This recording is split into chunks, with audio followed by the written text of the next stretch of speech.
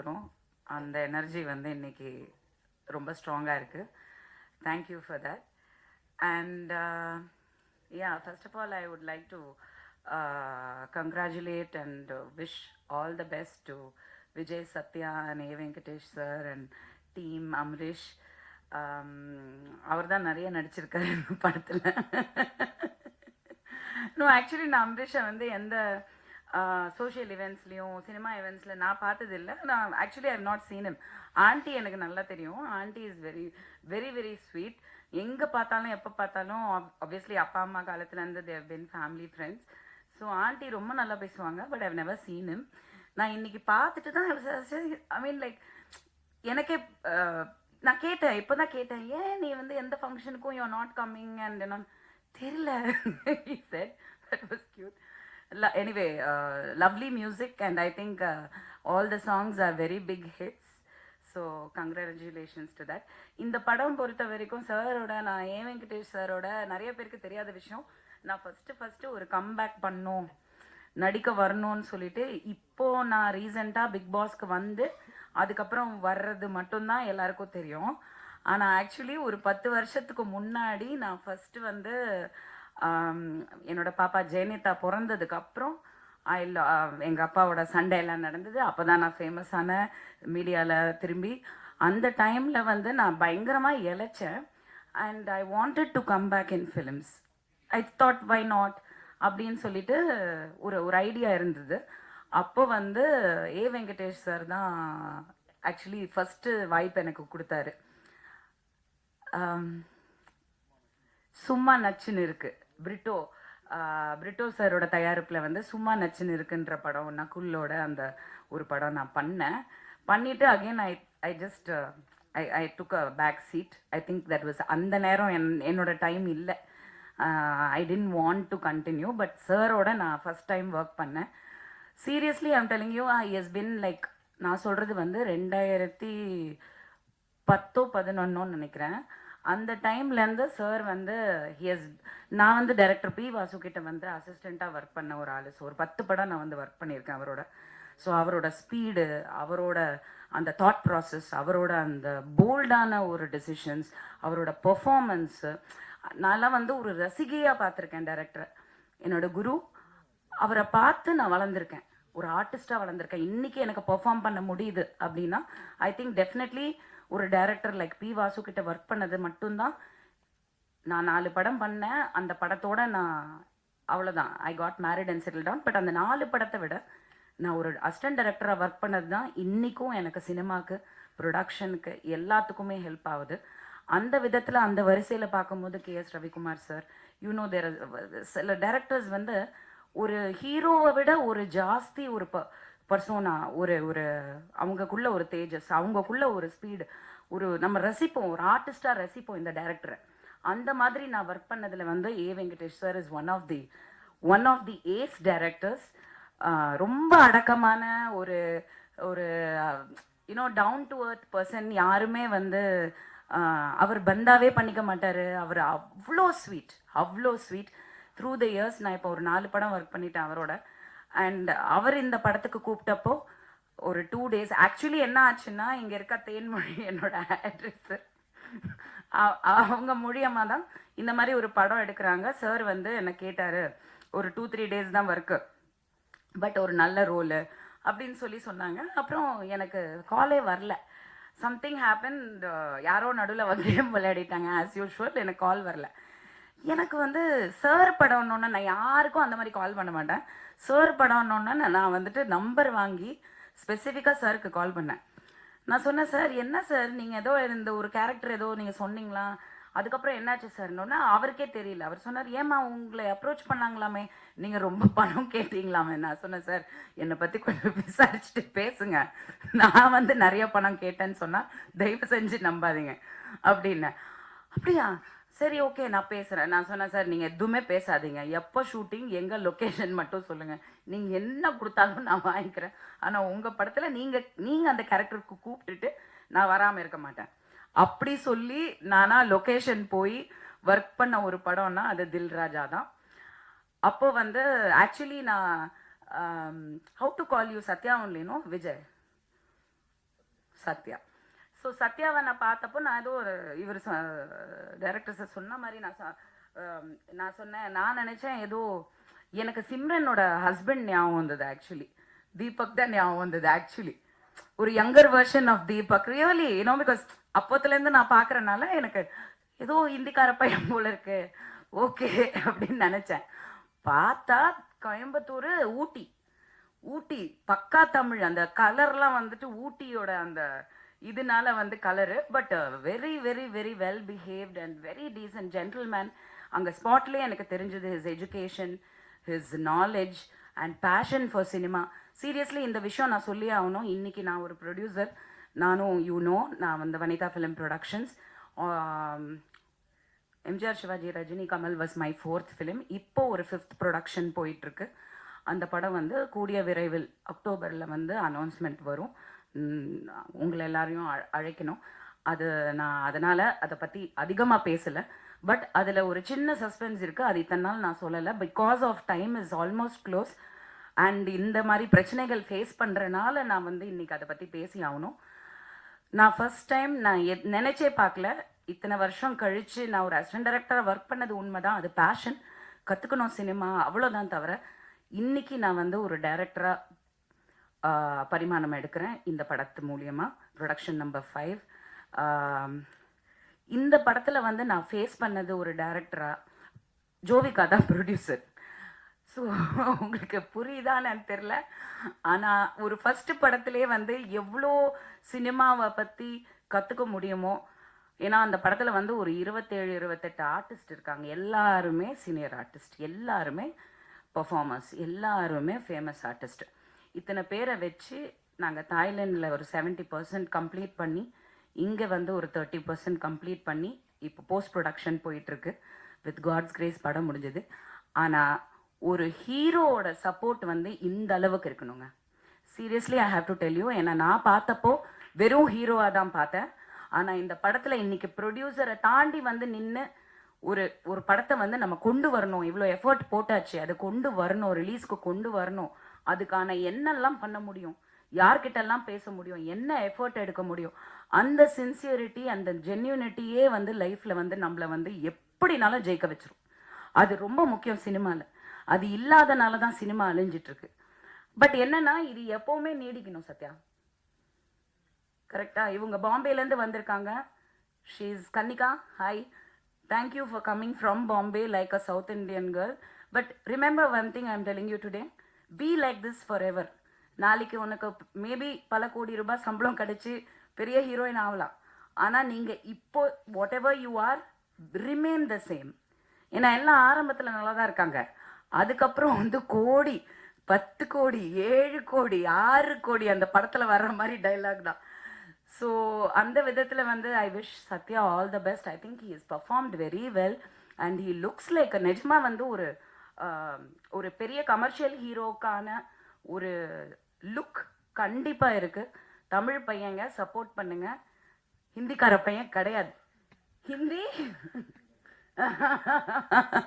ஹிந்தி தெரியாது போடா சொல்லு அந்த மாதிரி. And I thank A Venkatesh sir and Amrish and K Rajan sir. நான் சொன்ன மாதிரி இந்த படத்தில் ஹீரோயின் வரல, லேடி ஆர்டிஸ்ட் வரலன்னா ஃபர்ஸ்ட் இவர் வந்துடுவார்.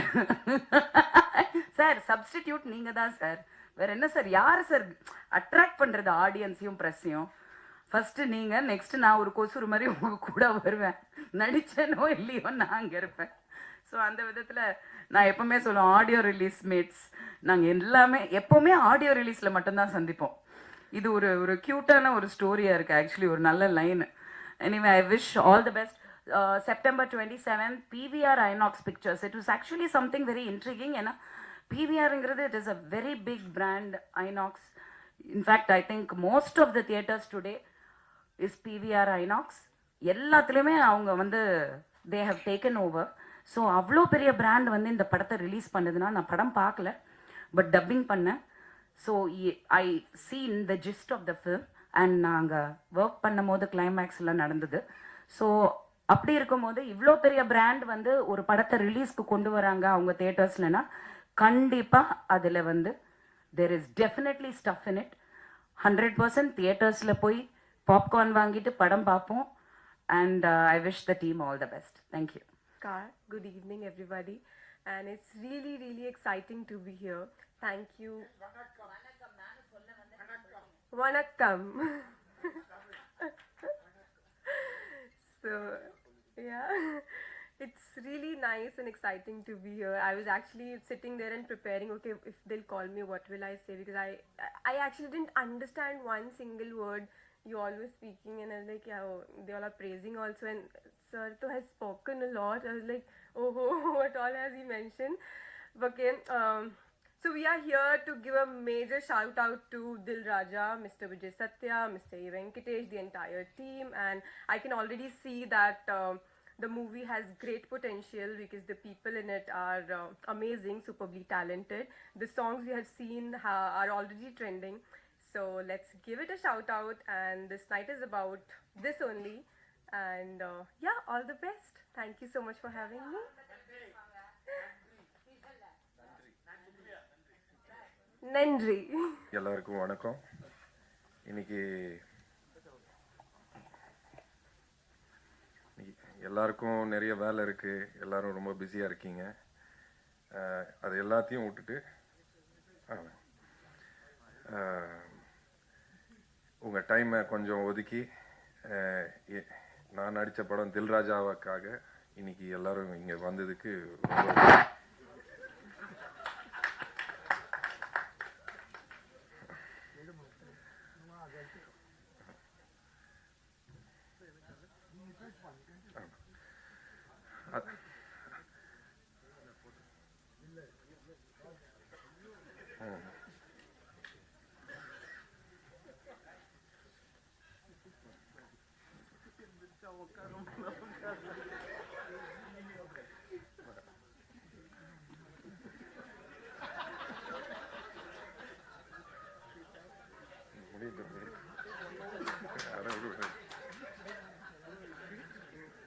பேசிட்டு போகிறேன்.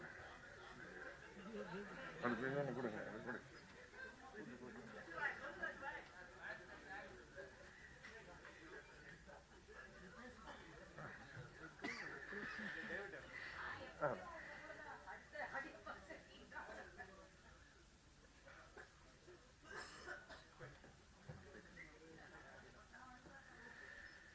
சரி, ஓகே. அண்ணனுக்கு ஒரு பெரிய நன்றி வந்து என்னை வாழ்த்ததுக்கு. ஸோ எல்லாரோட சப்போர்ட் எனக்கு கண்டிப்பாக வேணும்.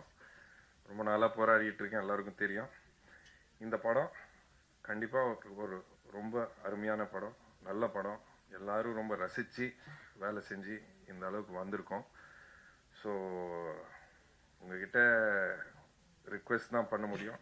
இந்த படத்தை எந்த அளவுக்கு சப்போர்ட் பண்ணி எல்லா இடத்துலையும் கொண்டு போய் சேர்க்க முடியுமோ சேர்த்துக்கோங்க. என்னையும் கொஞ்சம் சப்போர்ட் பண்ணுங்க. நன்றி, வணக்கம். எல்லோருக்கும் வணக்கம். மேடையில் இருக்கும் பெரியவர்களுக்கு வணக்கம், வந்த பத்திரிகை நண்பர்களுக்கு வணக்கம். ரொம்ப ரொம்ப ரொம்ப சந்தோஷமாக இருக்குது. ஃபஸ்ட்டு உங்கள் எல்லாரையும் இப்படி பார்க்கும்போது, தனித்தனியாக இல்லை, எல்லாரையும் ஒன்றா சேர்ந்து இப்படி பார்க்கும்போது அது ஒரு பெரிய சந்தோஷத்தை தருது. Okay, anyway, good evening to one and all. தில் ராஜா இந்த படத்துக்கு வந்து மியூசிக் டைரக்டராக மட்டும் இல்லாமல் இன்னும் ஒரு அடிஷ்னல் ஒரு விஷயத்த இங்கே சொல்கிறாங்க. இதுக்கு மேலே அதுக்கப்புறம் நடிப்பனா என்னன்னு தெரியாது. இந்த ஒரு பாட்டு ஏன் பண்ண அப்படின்ற ஒரு ரீசன் என்னன்னு நான் அதோட ஸ்டார்ட் பண்ணிக்கிறேன். படம்லாம் முடிஞ்சிச்சு, ஒரு இன்ட்ரோ சாங் இருந்தால் நல்லாயிருக்கும் அப்படின்னு சொல்லி எதிர்பார்த்தாங்க. சரி, ரைட்டு, நல்லா என்ன மாதிரி வேணும் அப்படின்னும் போது ஒரு நல்ல ஒரு ஆக்ஷன், ஒரு மாஸ் சாங் வேணும். அப்புறம் நானும் டைரக்டர் சார், ஹீரோ எல்லோரும் கலந்து பேசி இது எப்படி பண்ணலாம் அப்படின்னும் போது ஒரு கொஞ்சம் ஹியூமர் இருக்குன்னா நல்லாயிருக்கும். ஹியூமர்னால் யார் சார், நம்ம அந்த படத்தில் அந்த விஜய் டிவி அவங்கெல்லாம் வச்சு பண்ணுறீங்களா அப்படிதான், அப்படியே கொஞ்சம் நவுத்தி போவாங்கள்ல, அப்படியே நெருக்கும் போது சரி ஓகே, ஏதோ ஒரு நல்ல கண்டென்ட்டாக எடுத்து பண்ணால் நல்லாயிருக்கும். வந்து ஜஸ்ட் ஒரு சாங்காக இல்லாமல் இருக்குதுனா இல்லையா அப்படின்னு நினைக்கும் போது ஒரு காமெடி எலிமெண்ட் என்ன பண்ணலாம் அப்படின்னு சொல்லி யோசிச்சுட்டு இருக்கும் போது ஒன்று கிடச்சிது. சரி சார், இப்போ இது யார் சார் பண்ண போகிறா அப்படின்னு ஹியூமராக காமெடியாக யாராவது கிடைச்சா பார்ப்போம். லாஸ்ட்டாக எண்டில் ஒரு சாமியார் கெட்டப்புக்கு ஒருத்தன் தேவைப்பட்டான். அப்புறம் தான் ஃபைனலாக தெரிஞ்சுது அந்த சாமியாரே நான் தான், அப்படி தான் இருக்க போகுதுன்றது ஃபைனலாக எனக்கு புரிஞ்சிருச்சு. ஏன்னா நீங்கள் அப்புறம் சார் சொன்னார், வந்துடுங்க காமெடி பண்ணுறதுக்கு ஆள் வேணும், யாரும் கிடைக்கல, நம்ம தான் இருந்தோம் ஃபைனலாக. அதில் என்ன ஒன்றுனா, இப்போ தான் பார்க்குறேன், நான் வனிதா மேடம் பக்கத்தில் உட்காந்து பார்த்துட்டு இருக்கும்போது அந்த ஹீரோயின் கூட அவ்வளோ எக்ஸ்போஸ் பண்ணல, நான் தான் பயங்கரமாக எல்லாம் காட்டி எல்லாருக்கும் சந்தோஷத்தை கொடுத்துருக்குறேன். அந்த பெருமை என்னை சேரும். Then coming back to Dilraja, director A Venkatesh sir படங்கள்லாம் நான் பார்த்தது உண்டு. நான் விஜய் சாரோட பெரிய ஃபேன், இப்போ விஜய் சத்யா ஃபேனு, ஆனால் விஜய் சார் ஃபேன் நான். ஸோ வந்து சார் டைரக்ஷனில் நான் என்றைக்காவது ஒரு நாள் மியூசிக் பண்ணுற மாட்டேனா அப்படின்லாம் தவம் இருந்திருக்கேன். இந்த படம் எனக்கு கரெக்டாக வாய்ப்பு அமைஞ்சிச்சு மியூசிக் பண்ண. அவரோட எவ்வளோ படங்கள் பண்ண டைரக்டர், எவ்வளோ சீனியர் டைரக்டர். இதில் என்னென்னா எங்கள் அம்மாவும் அவரோட டைரக்ஷனில் ஒரு படம் பண்ணியிருக்காங்க, அதுவும் விஜய் சார் படம்னு இருக்கும்போது எனக்கு அது இன்னும் ரொம்ப ஒரு ஆர்வம். அவரோட மியூசிக்கில் எப்படி, அவரோட டைரக்ஷனில் எப்படியாவது நம்ம ஒரு பாட்டு பண்ணிட மாட்டோமான்னு நினைக்கும் போது ஒரு ஃபுல் பெரிய படம் கிடச்சிது. அது ப்ரொடியூசருக்கும் விஜய் சத்யா சாருக்கு I thank this moment. Thank you bro. Then coming back to hero, இவர் என்னோட நல்ல ஃப்ரெண்ட். ஃபஸ்ட்டு எல்லாரு கூடயும் நல்லா பழகுவார். இப்போ நீங்கள் பார்க்குறீங்களா இந்த தோற்றம் வந்து எப்படி இருக்கணும்னா, ஒரு எக்ஸ்பென்சிவ் காரில் வந்துட்டு நிறைய ஃபோன்ஸ் வச்சுட்டு ஜாலியாக, இந்த மாதிரி ஜாலியாக இருந்தால் என்ன, பணம் போட ஆள் இருக்குன்னு வச்சுக்கோங்களேன், ஜாலியாக சுற்றலாம். அந்த மாதிரிலாம் இல்லை. தான் உடலை வந்து நல்லா வற்புறுத்தி ஒரு 6 பேக்கு 24 பேக்கு எவ்வளோ பேக் தெரியாது இப்போ இருக்குது, இவ்வளோ பேக்கை ரெடி பண்ணி மக்களுக்கு என்டர்டெய்னராக இருக்கணும். ஹீரோவாக நான் கேட்டேன், என்ன bro you want to become, இந்த கேஜிஎஃப்லலாம் வருமே அந்த மாதிரி ஒன்று ஆகணுமா? இல்லை bro, I want to become a nice entertainer to the ஆடியன்ஸ்னாரு. அது இந்த நேரத்தில் உங்கள் எல்லாரையும் வந்து தாழ்மையாக கேட்டுக்கிறேன். அவருக்கு உங்கள் சப்போர்ட்டை கொடுத்து அந்த லிஸ்ட்டில் அவர் அமிச்சிங்கன்னா அவர் இன்னும் உங்களுக்கு இன்னும் பெட்டர்மெண்ட்டு கொடுக்கறதுக்கு கண்டிப்பாக இஸ் த ரைட் பர்சன். நான் இந்த மேடையை எடுத்துக்கிறேன் சொல்கிறதுக்கு. அவருக்குள்ளே நிறைய வழிகள் இருக்குங்க. இப்படி ஸ்டைலாக உட்காந்துருக்கிறது ஓகே, பட் அதெல்லாம் நான் கேட்டேன். இந்த படம் பண்ணுறதுக்கு எனக்கும் ஒரு ரீசன் இருக்கும். சரி, ஒரு பைப்லைனில் ஒரு பெரிய படங்கள் பண்ணிகிட்டு இருக்கும்போது அப்படியே போயிடணும்னு சொல்லி நிறைய பேர் அட்வைஸ் பண்ணுவாங்க. ஆனால் ஒரு நல்ல படத்தில் நம்ம இருக்கோம், அது பெரிய படம் சின்ன படம்னு இல்லை, நல்ல படத்தில் இருக்கும் போது அது ஆட்டோமேட்டிக்காக அவங்க யார் அப்படின்னு சொல்லி தெரியும். அதுவும் எனக்கு ஒரு இவ்வளோ வருஷத்துக்கு அப்புறம் இந்த மேடையில் ஒரு கிட்டத்தட்ட 2010 நினைக்கிறேன் அம்மா வந்து ஒரு படத்தில் லான்ச் பண்ணாங்க, அதாவது ஹீரோவாக. அதுக்கப்புறம் நினச்சிட்டேன், இனிமேல் இந்த ஃப்ரேம் முன்னாடி வரவே கூடாது. அப்பா எவ்வளோ ஒரு ஸ்ட்ரெஸ்ஸு, எவ்வளோ ஒரு ஸ்ட்ரெயின். நம்ம பேக்லேயே இருந்து ஜாலியாக ஏசியில் ஜாலியாக மியூசிக் பண்ணிட்டு இருக்கலாம். கே ராஜன் சார் டைரக்ட் பண்ணி நான் அந்த படத்துக்கு மியூசிக் பண்ணியிருக்கேன்னா அப்போ பார்த்துவேன் எவ்வளோ கம்ஃபர்ட்டாக நான் இருந்திருப்பேன்னு. அவரோட பாடல் வரிகளில் கூட நான் மியூசிக் கம்போஸ் பண்ணியிருக்கேன். அவர் எப்பேற்பட்ட ஆள் உங்கள் எல்லாருக்கும் தெரியும்ல. ஏன்னா அது வந்து மை கப் ஆஃப் டீ. நான் வந்து ஸ்டுடியோவில் ஒருத்தரை கன்வின்ஸ் பண்ணி பாட்டை பண்ணி அது வெளியே வரும்போது I have that confidence. But camera முன்னாடி இத்தனை பேர் அங்கே ஷூட்டிங்கில் இருப்பாங்க, நம்ம அதை வந்து உள்வாங்கி அதை வந்து ஒரு என்ன சொல்கிறது, ஒரு கடவுளாக பார்த்து பண்ணுறாங்கன்னும் போது இவங்க எல்லாருக்கும் ஒரு ஹேட்ஸ் ஆஃப். அதில் வந்து ஒரு மாற்றமே கிடையாது. இவ்வளோ பெரிய படங்கள் 27th வரும்போது நான் கூட கொஞ்சம், எனக்கு எல்லாருக்கும் இருக்கிற பயம் எனக்கும் இருக்கும். ஏன்னா என் ஃப்ரெண்ட்ஸுக்கெல்லாம் நான் வேறு சோஷியல் மீடியா அவ்வளோ இல்லை. வாட்ஸ்அப் ஸ்டேட்டஸில் வைக்கும்போது என்ன 27th இவ்வளோ படங்கள் வருதா, அது மத்தியில் எப்படி இது அப்படின்னு சொல்லும்போது கண்டிப்பாக அவரோட கான்ஃபிடென்ஸ் ஒன்று இருக்குது. நல்ல படம்னு அவர் நம்புகிறாரு. அந்த நம்பிக்கையை நீங்கள்லாம் நிஜமாக்குவீங்க நான் நம்புகிறேன். ஏன்னா நான் ரீரெக்கார்டிங் பண்ணும்போது நான் பார்த்தேன், படத்தில் ஒரு அவர்ஷனோ ஏன்டா இந்த படத்துக்கு போகிறோம் அப்படின்னு இருக்காது. ஓகே, ஒரு நல்ல படம் பார்த்தோம், ஆஹா ஓஹோ பிளாக் பஸ்டர் பந்து பார் இந்த பாடத்தை, அப்படிலாம் எதுவுமே சொல்கிறதுக்கு இல்லை. காமன் மேன் டிஃபிகல்ட்டிஸ் என்ன, ஒரு ஃபேமிலி மேனில் இருக்கிற டிஃபிகல்ட்டிஸ் என்ன தான் படம். ஸோ அந்த மாதிரி படங்கள் கண்டிப்பாக மக்கள் மத்தியில் போகும்ன்றது எனக்கு மிகப்பெரிய நம்பிக்கை இருக்குது. பெரிய படங்கள் பண்ணுறதோட நடுவில் இந்த மாதிரி ஒரு குட்டி படம் போய் வெற்றி ஆகும் போது இல்லை, ப்ரொமோஷனே தேவைப்படல, மவுத் டாக்கே. நேற்று என் ஃப்ரெண்ட்ஸ்லாம் ஒரு படம் இதை பார்த்தியா, அந்த படம் மென்ஷன் பண்ணல நான், ஏன்னா அங்கே இந்த படத்தோட ப்ரொமோஷன் ஆகிடும். அதை போய் பார்த்தியா, அந்த படத்தை பார்த்தியா, எல்லாரும் சொல்கிறாங்க, மவுத் டாக்காக இருக்குது. அப்போ போய் நம்ம பார்க்கும் போது நிஜமாக நல்லா இருக்குது. முகங்கள் விடுங்க, ஆனால் அந்த ஹார்ட் ஒர்க். ஸோ அந்த கண்டிப்பாக இந்த படம் ஒரு நல்ல இடத்துக்கு போகுன்றதை நம்புகிறேன். அந்த நம்பிக்கையை உங்களோட எல்லாரையும் ஷேர் பண்ணிக்கிறேன். யாருக்காவது இந்த பாட்டு பிடிக்காமல் இருந்தால் மன்னிச்சுக்கோங்க, வேறு வழி இல்லை. வேறு சாமிஜி யாரும் அந்த டைமில் கிடைக்கல, அந்த டைமில் அந்த கரெக்டாக அமைஞ்சுது. என்னை யூஸ் பண்ணிக்கிட்டாங்க, நானும் அதுக்கு போயிட்டேன். So thank you so much. இதுக்கப்புறம் திருப்பி சாமி ரோல்ஸ்லாம் பண்ண மாட்டேன், அவ்வளோதான். இந்த விஜய் சத்யா ப்ரோக்காக இந்த இது பண்ணேன். Bro, you have way to go and you will 100% succeed in this industry because I know the pains. You got this for you to understand what I am talking to him. Because so far I know you didn't understand anything. So please give your support to him. And next movie, I think you're the heroine. I don't know whether I am the music director or not. I'll take your number when I'm going down. That's why I made you to sit there. You did not sit next to me. You wanted to sit next to our hero Vijay Satya. That is his power. புரிஞ்சிச்சா? இன்னொரு வாட்டி சொல்லவா? சரி, அடுத்த படத்தில் நம்ம இருக்கமோ இல்லையோ, அந்தம்மா அந்த சைடு உட்காருமா, நம்ம பேசலாம்னு நினச்சேன். அது நேராக என்னை மொக்கப் பண்ணிட்டு நீங்கள் வேணால் ஈவென்ட் பண்ணி இங்கே வந்து உட்காந்துச்சு. ஐ ட்ரான்ஸ்லேட் லேட்டர். அது என்னென்னா, கரெக்டான ஹீரோயின், கரெக்டாக அவங்களுக்கு என்ன பண்ணணும்னு தெரியுது. அதனால் அடுத்த படம் அவங்க கண்டிப்பாக இந்த மேடையிலே எடுத்துக்கிறேன். She'll shine 100%. மாற்றம் கிடையாது. ஸோ ப்ரோ, அடுத்த படத்தை பற்றி நிறைய எனக்கு சொல்லுங்கள். ஏன்னா இவர் ப்ரொடக்ஷனில் எப்போவுமே சாப்பாடுக்கு எந்த குறையும் இருக்காது. அதே டைமில் யாருக்காவது எந்த பேமெண்ட்டாக இருந்தாலும் உடனே வந்துடும் இவர் இருந்தார்னா. அந்த விஷயத்தையும் சொல்லிடுறேன். ஏன்னா யாரும் கஷ்டத்தில் படம் பண்ணக்கூடாதுன்னு நினைக்கிற ஒரு ஆள். ஸோ அந்த மாதிரி ஆட்களை வளர்த்திங்கன்னா இன்னும் நிறைய பேர் அவர் கதை வந்து சொல்லுங்கள். நல்ல கதைகள் கேட்டுட்ருக்காப்புல, நல்ல படம் பண்ணுறான். அடுத்த டைரக்டர் யாருங்க? அடுத்த படம் சாருக்கு புக் ஆன டைரக்டர் இங்கே எங்கேயோ இருக்கீங்களா? சார் சொல்லுவார். ஓகே, அவருக்கும் இந்த நேரத்தில் நான் வாழ்த்துக்களை சொல்லிக்கிறேன். சார், இவர் எல்லாமே பண்ணக்கூடிய வாய்ப்பு இவருக்கு கொடுங்க சார். ஏன்னா எதை வேணால் பண்ணக்கூடிய விஷயங்கள் அவருக்கு இருக்குது. I'll go take it to the next level.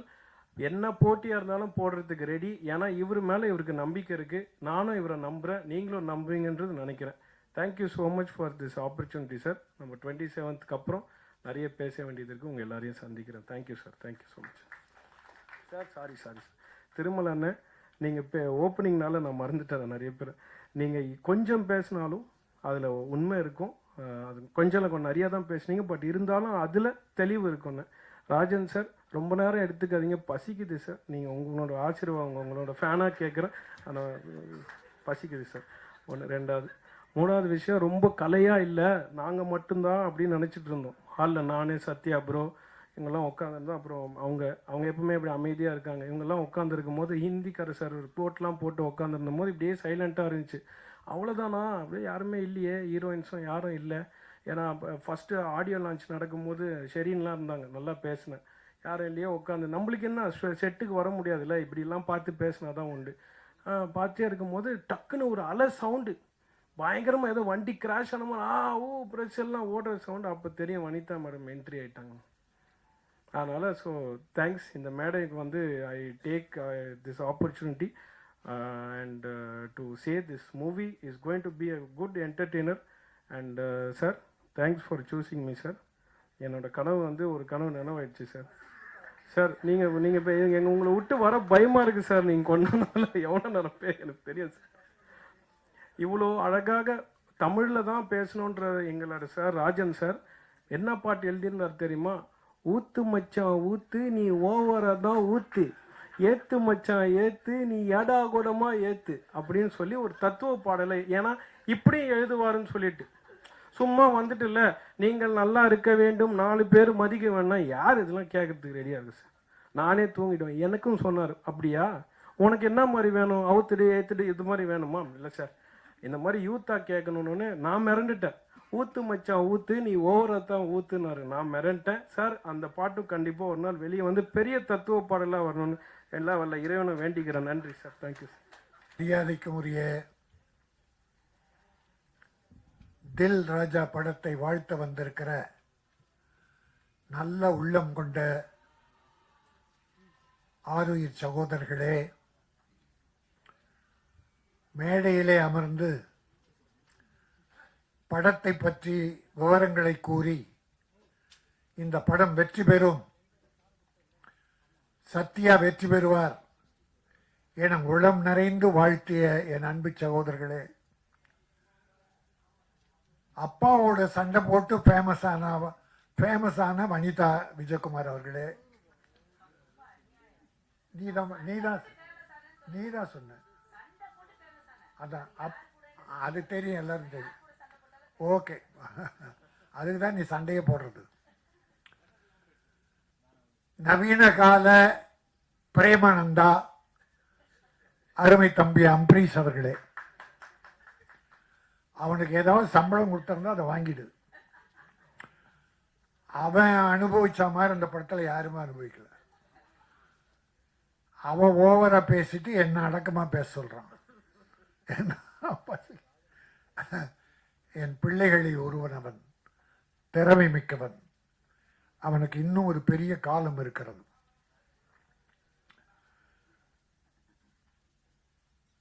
ஹீரோயினி 2 பேரை பத்தி பேசினாங்க. ஒரு ஹீரோயினி நாம எல்லாரும் சேர்த்து சுருட்டி கட்டி பாம்பேக்கு தூக்கி எறிஞ்சிட்டோம். அதை கொண்டாந்து எதுக்கு இந்த படத்துல போட்டீங்க? ஏற்கனவே பூட்ட கேஸ் அது. அதை இந்த படத்துல போட்டு அது கூப்பிட்டா வரல, அப்புறம் போன் எடுக்கலன்னா அது வராததுதான் உங்களுக்கு வெற்றி. இன்னும் அது சுமந்தாவோ சமந்தாவோ, யார் அது? சம்யுக்தா. 2 பேரையும் தமிழ் படத்தா யாரும் போடக்கூடாது. நடித்த படத்துக்கே வரலன்னா இன்னொரு படத்தில் நடிக்க கூப்பிடலாமா? மானமுள்ள தமிழன் படம் எடுத்தால், மரியாதை மிக்க தமிழன் படம் எடுத்தால் இந்த 2 பேரை போடவே கூடாது. நான் பார்த்துக்கிறேன். என் சங்கத்தை நான் இப்படி பயன்படுத்த விரும்பல. எல்லாரையும் வளர்த்து விட தான் நான் பாடுறேன். ஆனால் என் ப்ரொடியூசரை, என் விநியோகஸ்தர்களை கெடுக்க நினைப்பவர்கள், வேதனைப்படுத்துபவர்கள் யாரும் வளரக்கூடாது. இதோ ஒரு வடநாட்டு பெண், இந்தி பெண் அடுத்த படத்தில் நடிக்க போகிறார். ஆனால் அவர் அன்பு அழைப்பு ஏற்று, என்ன அம்மன்? கனிகாமன், கனிகா மான். மானை போல மிக அழகிய மகள். You are beautiful. அந்த பொண்ணுக்கு முதல்ல நான் தான் வணக்கம், நன்றி என்ற 2 வார்த்தை சொல்லியிருக்கேன். 2மே தமிழனின் உயிர் வார்த்தைகள். வர்றவங்களுக்கு மரியாதை செலுத்தி வணக்கம், செய்த உதவிகளுக்கு நன்றி சொல்லி கடைசியில் நன்றி. இந்த 2 வார்த்தை நான் முதல்ல சொன்னது தான் காரணம். நீ வரும்போது வணக்கத்தோடு தமிழகம் வா. ப்ரொடியூசர்களுக்கு நம்பிக்கையோடு நடந்து கொள். அவர்களால் உயர், அவர்களுக்கு நன்றியோடு இரு.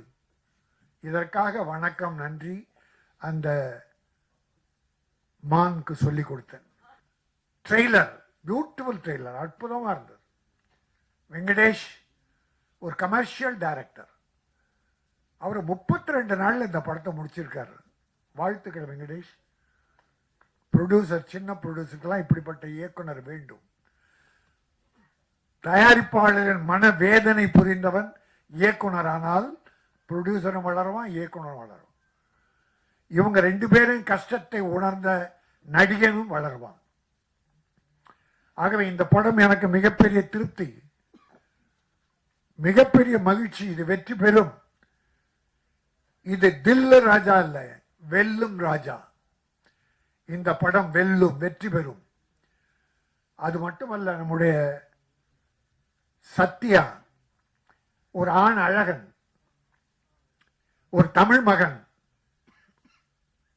ஊட்டியிலே பிறந்த, குழுகுழு வாசத்திலே பிறந்த ஒரு அருமையான மனம் படைத்தவன்.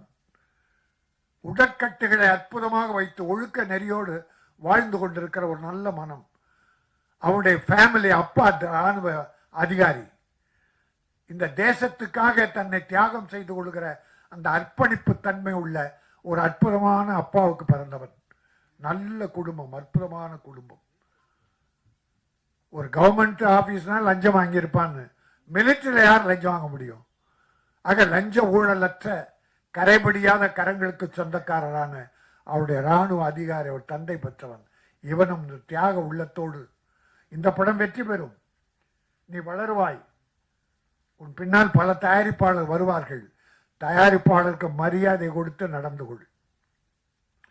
எல்லாரும் எம்ஜிஆர் போல வரணும், எம்ஜிஆர் போல வரணுங்கிறான். எடுத்த உடனே எம்ஜிஆர் போல சீஃப் மினிஸ்டர் ஆயிடணுன்றான். எம்ஜிஆர் எடுத்த உடனே சீஃப் மினிஸ்டர் ஆனாரா? அவர் வாழ்க்கை வரலாறு எந்த நடிக்கனாவது தெரியுமா? அவர் பட்ட கஷ்டம் தெரியுமா?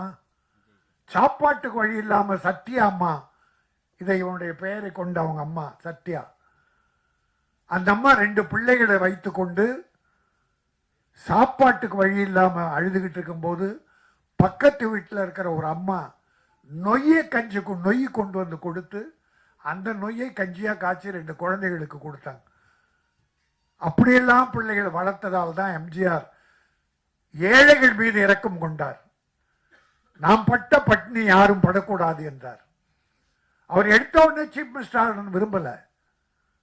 இப்ப பல பேர் பிள்ளைகளை நீ டாக்டரா வரணும், நீ வக்கீலா வரணும், இன்ஜினியரா வரணும், டேய் மனுஷனா வரணும்னு முதல்ல கற்றுக் கொடுறா. டாக்டர்லாம் வரட்டும் அப்புறம். அதை போல நடிகனே நீ சீஃப் மினிஸ்டரா வரணும்னு நினைக்கிறது எம்ஜிஆரை பார்த்து. அவர் ஆரம்ப காலத்தை பட்ட கஷ்டத்தை யாராவது பட்டிருக்கிறீர்களா? அவர் எத்தனை ப்ரொடியூசரை கைதூக்கி விட்டார் தெரியுமா உங்களுக்கு? எத்தனை ஏழைகளை, எத்தனை தாய்மார்களை அள்ளி கொடுத்தார் தெரியுமா? அது தெரிஞ்சுக்காம உடனே வாங்க அரசியலுக்கு வாங்க, நான் இல்லைன்னு சொல்ல.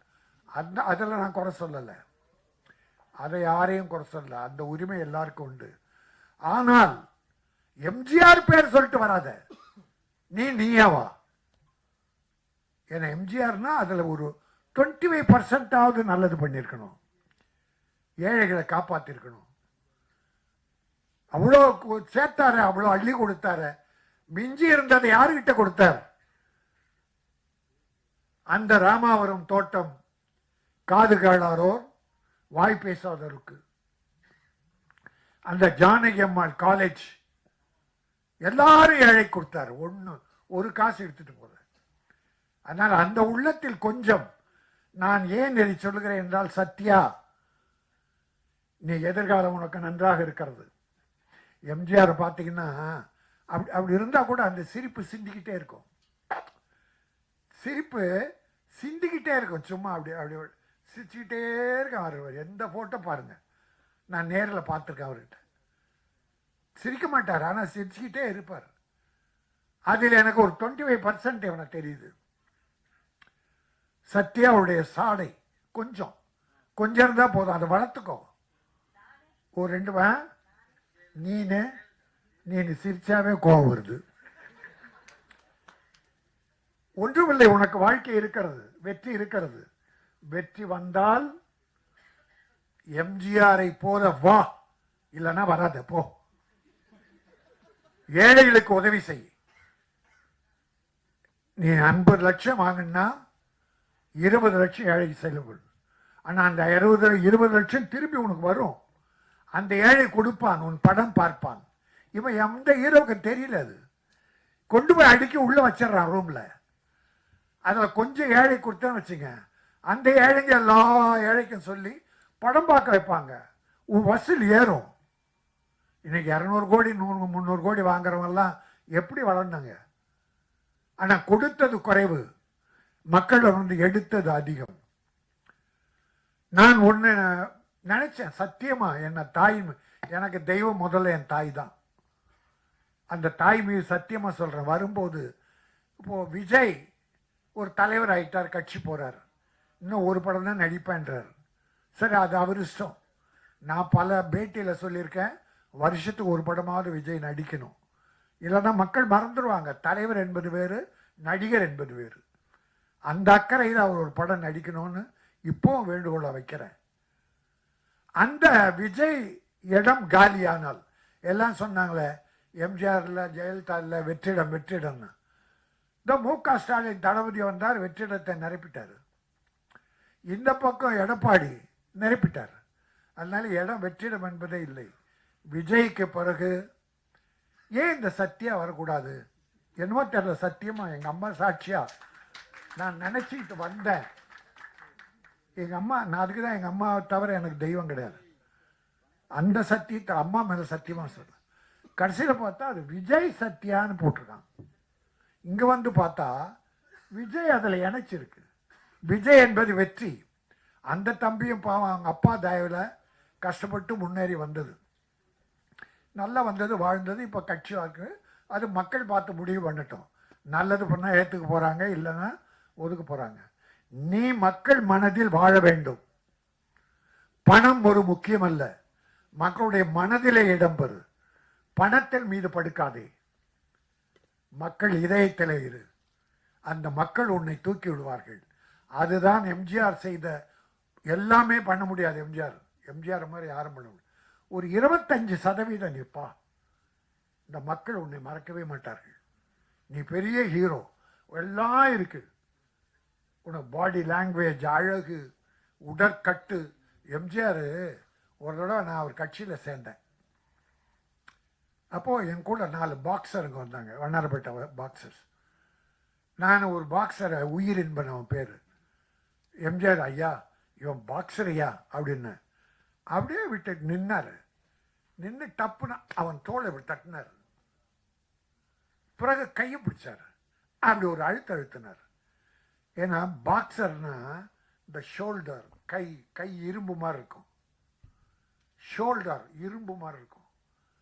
பார்த்துட்டு ஓ வெரி குட், நல்லா பண்ணு அப்படின்னார். எம்ஜிஆர் சொன்ன உடனே அது சோதனை. அதுபோல் இவன் இந்த உடற்கட்டுகள் எல்லாம் இப்படிப்பட்ட பிள்ளைகள்லாம் அவர் வளர்த்து விடுவார். எம்ஜிஆர் அவர் உடம்ப நல்லா வச்சுக்கணும், எல்லாருக்குமே உதவி பண்ணுவார். அதனால் நான் சில வழிகளை சொல்லியிருக்கேன். ஒரு அப்துல் கலாம்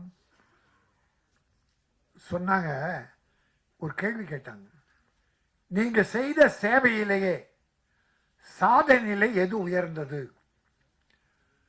அணுகுண்டு வெடித்ததா, ஜனாதிபதியாக இருந்ததா, இல்லை விஞ்ஞான கண்டுபிடிப்புகளா, ராக்கெட் கண்டுபிடித்ததா? எல்லாம் கேட்கும்போது அவர் சொன்னார், இது எதுவுமே என்னுடைய சாதனையில் எனக்கு மகிழ்ச்சி தரலை. நான் ஹைதராபாத்தில் இருக்கிற மாற்றுத்திறனாளி குழந்தைகள், இந்த போலியோவில் அட்டாக் ஆகிய குழந்தைங்க நடக்க முடியாமல்ல, சின்ன சின்ன குழந்தைங்க, அந்த குழந்தைகள் ஒரு 3 கிலோ எடை உள்ள இரும்பு இந்த உபகரணம் காலில் கட்டுவாங்க பாருங்க, அது நடக்கிறதுக்கு. அது அப்போ 2.5 கிலோ 3 கிலோ. அந்த குழந்தை அதையே இழுத்து தூக்க முடியாதான். அதை போய் பார்த்துட்டு வந்து பிளெயின் செய்கிற சில மெட்டீரியல்ஸ் லேஸாக இருக்குமா, ஆனால் உறுதியாக இருக்குமா, அதில் அந்த உபகரணம் செய்தார் காலில் நடக்கிறதுக்கு. அது 300-500 கிராமுக்குள்ள. அது ஒண்டிதான் நான் செய்ததிலே எனக்கு ஆத்ம திருப்தியை தருவதுன்னு அப்துல் கலாம் சொன்னார். அனைத்து பத்திரிகை நண்பர்களுக்கும் மற்றும் ஊடக நண்பர்களுக்கும் என்னுடைய பணிவான மாலை வணக்கம். First of all I give thank to Kannika. ஏன்னா இந்த படத்துடைய எல்லாருமே சொல்லிட்டாங்க, ஹீரோயினை நடிச்சிட்டு இருக்க செரீன், அப்புறம் சம்யுக்தா, அது ஒரு செகண்ட் ஹீரோயின் மாதிரி படத்தில் ஒரு முக்கியமான லீட் ரோல். அவங்க 2 பேரும் வரலை. பல முறை ஃபோனில் சத்யா வந்து போராடினார், என்கிட்ட சொன்னார், நானும் பேசி பார்த்தேன். அங்கே படப்பிடிப்பு இங்கே படப்பிடிப்புன்னாங்க. புரிஞ்சுக்குவோம் நம்மளாம். இப்போ சினிமாவில் வந்து உங்கள் எல்லாத்துக்குமே தெரியும், ஒரு விஷயத்தை எப்படி அழகாக நாசுக்காக அவாய்ட் பண்ணுவாங்க, என்னென்ன ரீசன் சொல்லுவாங்கன்னு தெரியும். அது இந்த படத்துலையும் அஃப்கோர்ஸ் நடந்துச்சு. என்ன கூட சத்யாவும் வனிதாவும் சேர்ந்துட்டு இந்த மாதிரி நீங்கள் படம் பண்ண ஹீரோக்களை கூப்பிடுங்க, நீங்கள் படம் பண்ண ஹீரோக்களை கூப்பிடுங்கன்னாங்க. நான் சொன்னேன், இல்லை எனக்கு தெரியும் அவங்களாம் வரமாட்டாங்க, கூப்பிடுறது வேஸ்ட்டு அப்படின்னே நான் சொன்னேன். இல்லை கூப்பிடுங்க, நீங்கள் இவ்வளோ படங்கள் இவ்வளோ ஹீரோக்களை வச்சு பண்ணியிருக்கீங்க, பண்ணுங்க அப்படின்றப்போ எனக்கு மைண்டில் ஒன்று தோணுச்சு. நான் ஒரு ஹீரோவை இதே மாதிரி, இப்போ சத்யா எப்படி ஒரு அப்கமிங் ஹீரோவாக இருக்கார, சொல்ல மாட்டேன். சத்யா வந்து இது ஃபஸ்ட்டு படம் கிடையாது, அவர் இதுக்கு முன்னாடி ஒரு 4-5 படங்களில் பண்ணியிருக்காரு.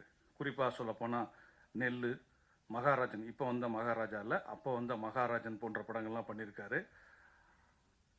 அப்படி அப்கமிங்கில் இருக்கிற ஹீரோவாக இருக்கிறாரு. நாம் ஒரு இப்படி தானே ஒரு அப்கமிங் ஹீரோக்கு படங்கள் 2 படங்கள் பண்ணி அவர் வந்து சினிமாவில் அவருக்கு ஒரு ஒரு ஒரு கம்பேக் மாதிரி கொடுத்தோம் அப்படின்ற மாதிரி. சும்மாருங்க, அப்படின்லாம் நாங்கள் வந்து கூப்பிட்டோம், யாரும் வரலன்னு வச்சுக்கோங்க. ஓகே, இப்போ வந்துட்டு என்னென்னா இந்த படம் வந்து என்னென்னா, நான் வந்து எனக்கு வந்து சத்யா ஃபோன் பண்ணார் ஒரு நாள், சார் உங்களை மீட் பண்ணோம் அப்படின்னாரு. நான் போன உடனே எனக்கு வந்து ஒரு கதையை சொன்னார். இந்த கதையை அப்படியே அவர் ஃபுல்லாக சொல்லி முடிச்சுட்டு கதை எப்படி சார் இருக்குன்னு கேட்டார். நான் உண்மையிலேயே அவர் கதை சொல்லி ஒப்பீனியன் கேட்க கூப்பிட்றாருன்னு நினச்சேன். ஏன்னா நிறைய என்னுடைய சினிமா நண்பர்களை வந்து கூப்பிட்டு கதை சொல்லி ஒப்பீனியன் கேட்பாங்க. எனக்கு என்ன கதையை பற்றி என்ன தோணுதோ அதை இமீடியட்டாக நான் வந்து ரிஃப்ளெக்ட் பண்ணிட்டு வந்துடுவேன். எனக்கு இந்த இடம் இப்படி தோணுது, நல்லா இருக்குது, நல்லா இல்லை சுமாராக இருக்குது, இது இப்படி பண்ணால் பெட்டராக இருக்கும், என்னுடைய சஜஷன்ஸ் கொடுத்து வந்துடுவேன். அப்படி தான் அவர் கூப்பிட்றாருன்னு நினச்சி நான் வந்து கதையை ஃபுல்லாக கேட்டு முடிச்சுட்டு நல்லா இருக்குங்க, சூப்பராக இருக்குது, எங்கெங்கே கொஞ்சம் கொஞ்சம் கமர்ஷியல் இன்க்ரீடியன்ஸ் உள்ளே போட்டாச்சுன்னா கரெக்ட் பக்காவாக வரும் அப்படின்னு ஒன்று. சார் இந்த கதையை நீங்கள் தான் டைரக்ட் பண்ணணும் அப்படின்னாரு. எனக்கு ரொம்ப ஷாக்கிங்காக இருந்துச்சு. ஏன்னா நான் வந்து அந்த கதையை கேட்குறப்போ ஒரு ஆடியன்ஸாக தான் கேட்டிருக்கேன், அது நம்மளே டைரக்ட். எனக்கு இந்த இவங்க சொன்ன அந்த கதை வந்து எனக்கு ஒரு புது களம். எனக்கு கமர்ஷியலாக அந்த கதையில் இருந்தால் கூட 2 கேரக்டர் தான் ஃபஸ்ட் ஆஃப்ல ட்ராவல் ஆகுது, வேறு கேரக்டர்ஸ் ஃபஸ்ட் ஆஃபில் கிடையாது. ஃபுல்லாக ஒரு பரபரப்புன்னு ஒரு ஆக்ஷன் 10 நிமிஷத்தில் ஆரம்பித்து அப்புறம் இன்டர்வல் வரைக்கும் அந்த ஆக்ஷன் போகுது. இது டிஃப்ரெண்ட்டாக இருக்க அப்படின்ட்டு நான் அவர்கிட்ட உடனே கேட்டது, இந்த கதைக்கு என்ன எதுக்கு நீங்கள் டைரக்டராக செலக்ட் பண்ணீங்க அப்படின்னு. அவர் சொன்னார், இல்லை சார், இதை வந்து ஒரு பரபரன்னு ஒரு ப்ரெசன்டேஷன் வேணும், அதுக்காக தான் உங்களை கூப்பிடுறேன். ஓ அப்போ தான் நான் நினச்சேன், ஓ நம்ம பரபரன்னு பண்ணுறோம் போல இருக்குது அப்படின்ட்டு சரின்னு சொல்லி ஒத்துக்கிட்டு இந்த படத்தை பண்ண. உண்மையிலே இந்த படம் வந்து ரொம்ப ஒரு குறுகிய கால தயாரிப்பில் முடிக்கப்பட்ட படம். கதையோட லைன் என்ன அப்படின்ற போது அந்த லாக் லைன் சொல்லுவாங்க. அது வந்து என்னென்னா, வாழ்க்கையில் எவ்வளோ பெரிய பிரச்சனை வந்தாலும் நம்ம வந்து சோர்ந்து போகிறத வந்து எந்த விதத்துலையும் யூஸ் இல்லை. அதில் வந்து நம்ம ரொம்ப சாமர்த்தியத்தையும் சாணக்கியத்தனத்தையும் யூஸ் பண்ணி ஜெயிக்கணும். அதுதான் இந்த படத்தில் இந்த ஹீரோ பண்ணுவார். அதற்கு அவர் வந்து ஒரு பெரிய ஹீரோவுடைய மேற்கோள்கள், அதாவது அவர் படங்களில் சொன்ன கொட்டேஷன்லாம் யூஸ் பண்ணுவார். யூஸ் பண்ணி பண்ணுற மாதிரியான ஒரு வித்தியாசமான கதை இது. அவங்க பண்ணி வச்சுருந்தவங்க கேட்டவொன்னே ரொம்ப இம்ப்ரெஸ் ஆச்சு. இந்த கதையை பண்ணலான்னு டிசைட் பண்ணி பண்ணும்போது அந்த லாக் லைன் வந்து இப்போ தான் அந்த ஹோஸ்ட் சொன்ன மாதிரி அவங்க வந்து ரஜினி சார் இப்போ மேடையில் பேசுகிறப்போ, அட நம்ம கதை லாக் லைன் இதானே அப்படின்ற மாதிரி நமக்கு சந்தோஷமாக இருந்துச்சு. இந்த படத்தில் வந்து ஷெரீன் வரலை, ஆனால் படத்தில் அவங்களுக்கு ரொம்ப முக்கியமான ஒரு ரோலு. அப்புறம் யாராவது சம்யுக்தா வரல, அவங்களுக்கும் படத்தில் ஒரு முக்கியமான, நீங்கள் பார்த்துருப்பீங்க ட்ரெய்லரில், ஒரு நல்ல ஒரு இம்பார்ட்டண்டான ரோலு. அஃப்கோர்ஸ் வனிதா சத்தம் போட்டாங்கல்ல, நான் கிளம்புறேன், ட்ரெய்லரில் என் ஷாட் இல்லை என்ன அப்படி இப்படின்னு கேட்டாங்க இல்லையா. ஆக்சுவலாக நான் பர்பஸாக வனிதா ஷாட் போடலை இந்த படத்தில். ஏன் இந்த ட்ரெய்லரில் வேண்டான்னு வேறு யாரும் இல்லை, நான் தான் காரணம், வனிதா மேடம். நான் எதுக்கு வேண்டான்னு சொன்னேன்னா, இந்த படத்தில் அவங்க பண்ணியிருக்க கேரக்டர் வந்து ரொம்ப ஒரு இந்த கேரக்டர் என்ன பண்ண போகுது அப்படின்னு ஒரு கியூரியாசிட்டி கிளப்பிக்கிட்டே இருக்கும் படத்தில். முக்கியமான இடத்துல அது ஒரு முக்கியமான விஷயத்த கோட்டை விட்டுருவாங்க. அதுலேருந்து தான் படம் கிளைமாக்ஸ் டேக் அப் ஆகும். இந்த கேரக்டர் தெரிய வேண்டாம் படத்தில், இவங்க இருக்காங்கன்னு தெரிய வேண்டாம் அப்படின்னு சொன்னோம். இன்ஃபேக்ட் சொல்லப்போனால் நான் அந்த ஆடியோ ஃபங்க்ஷனுக்கு ஹீரோயின்ஸ் 2 பேர் வந்திருந்தாங்கன்னா வனிதா கூப்பிட்டுருக்கே மாட்டேன். இந்த படத்தில் அவங்க இல்லைன்ற மாதிரியே வச்சுக்கணும் தான் நினச்சிக்கிட்டு இருந்தேன். பட் அன்ஃபார்ச்சுனேட்லி கூப்பிட வேண்டிய சூழல் வந்துச்சு, ஏன்னா வேறு ஆர்டிஸ்ட் இல்லைன்னு. அப்புறம் வந்து இவர் நெக்ஸ்ட் படம் ஹெர்குலஸ்ன்னு படம் பண்ணுறாரு. அந்த படத்தில் வந்து புக்காக இருக்கிற ஹீரோயின் வந்து கன்னிகாமன். அந்த காலத்தில் ஜீனத்தம்மன் சொல்லுவோம்ல, அதுதான் கன்னிகாமன். அப்போ வந்து அவங்க வந்து ஃபங்க்ஷனுக்கு வந்தது எனக்கு ரொம்ப தேங்க்ஸ், ரொம்ப சந்தோஷம். தேங்க்யூ கன்னிகா.